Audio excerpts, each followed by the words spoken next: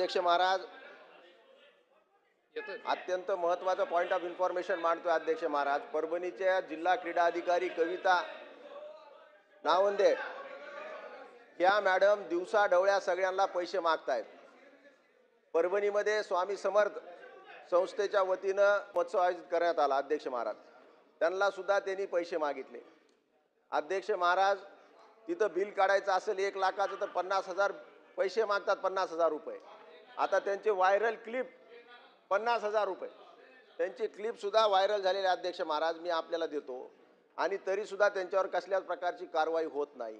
जे एमपीएससी यूपीएससीचे मुलं, अध्यक्ष महाराज, जे एमपीएससी यूपीएससीचे मुलं तिथं एक्सरसाइज करायला जातात, व्यायाम करायला जातात, त्यांना सुद्धा अध्यक्ष महाराज 50-50 रुपये मागितले जातात।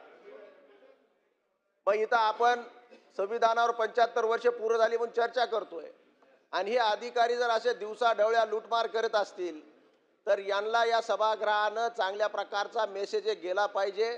त्या जे कविता नावंदे आहेत त्यांना सस्पेंड नाही तर टर्मिनेट केलं पाहिजे।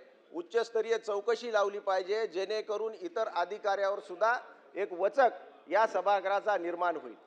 आणि जर अशा प्रकारचा भ्रष्टाचार दिवसा ढवळ्या क्रीडा अधिकारी करत असेल, क्रीडा मंत्री समोरच आदरणीय आमचे मुनगंटीवार साहेब इथं आहेत, त्यांनीच आम्हाला नाट्यगृहासाठी सुद्धा पैसे दिलेले आहेत।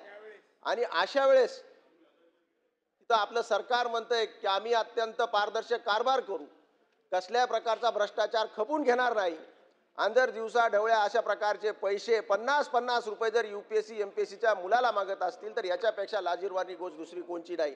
म्हणून अध्यक्ष महाराज, माझी आपल्याला विनंती आहे की आत्ताच्या आत्ता सरकारने याच्यावर निवेदन करावं। सन्माननीय मंत्री महोदय इथं उपस्थित आहेत की या ज्या काही कविता नावंदे आहेत यांना आपण आत्ताच्या आत्ता निलंबित करणार का?